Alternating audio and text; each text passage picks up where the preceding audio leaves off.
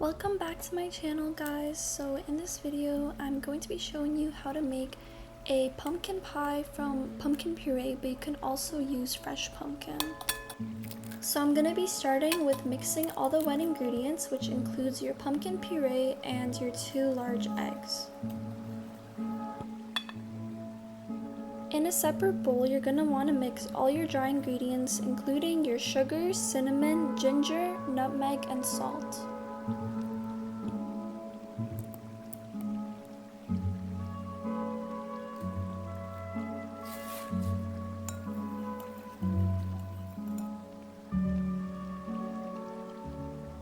Okay, so now it's the part where you're going to take all your dry ingredients and slowly pour them into the wet ingredients bowl. And after that, you're going to add your evaporated milk in 3 separate parts.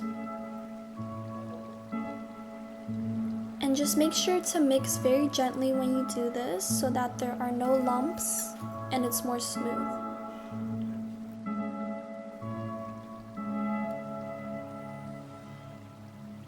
So now that you're done with that, you're going to take an even bigger bowl, and this is going to be used for the dough for our pie.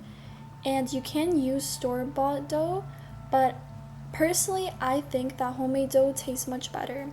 So what you're going to do is you're going to take 3 cups of flour and make sure to sift the flour into the bowl so that there's no lumps.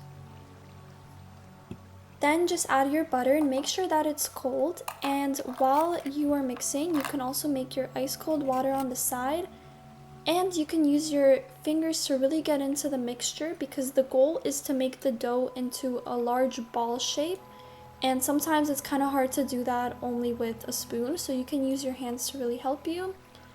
And honestly, I don't even know how many tablespoons of water I added because it might be different for you.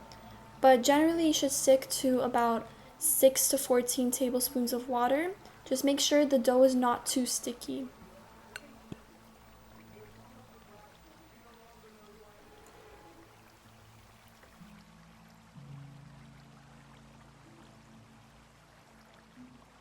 Once your dough is in a ball shape, you can stick it in the freezer for about 2 hours or up to 3 days. Then you're just going to prepare the pan, and you can use non-sticking spray, but I like to use butter because it's more natural.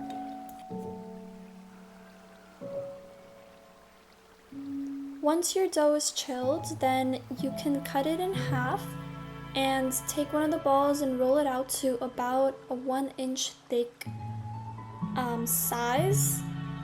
And then put it in your pan and make sure it gets into all the corners.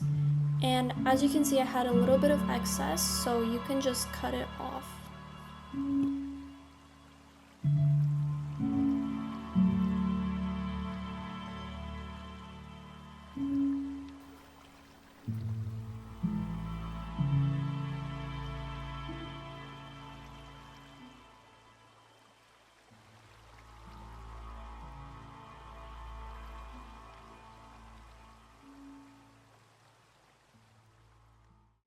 Then take your filling and pour it into the pan, and you should not have any excess left. Okay, so now we're gonna take our second dough and we're gonna roll it out the same way to a 1-inch thickness, but this one will be used for the design on top of the pie. And honestly, you can just improvise for this, but I went on Pinterest and I looked at different pictures of pies, and this is, honestly, I kind of made this one up. Like, I combined different designs to make it, and you can follow along if you'd like. All I did was I just cut 6 stripe pieces like this, and then I rolled them up and made 2 braids, because keep in mind, if you do want to go around the whole circumference of the pie, then make sure that your pieces are long enough to do that. So I made 2, and I did have a little bit of excess dough, so you'll see what I do with that next.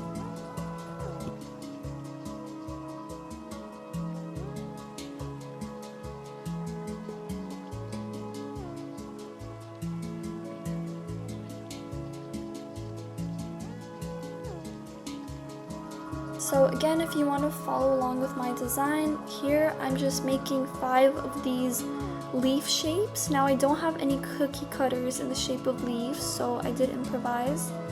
And then I cut some little openings like this to make them a little bit more realistic. And I'm just gonna put these 5 leaves symmetrically in the middle of the pie. And I didn't know what to put in the middle, so all I did was I just rolled up a little bit of dough into small circles.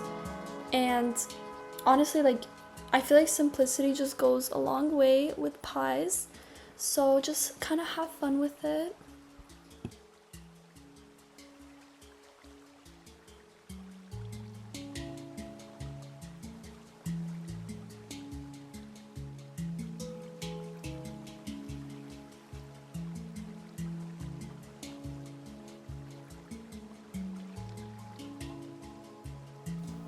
So when your pie is finally done, make sure to let it rest for at least 2 hours, because I made the mistake of not doing that and it wasn't ready when I initially cut into it.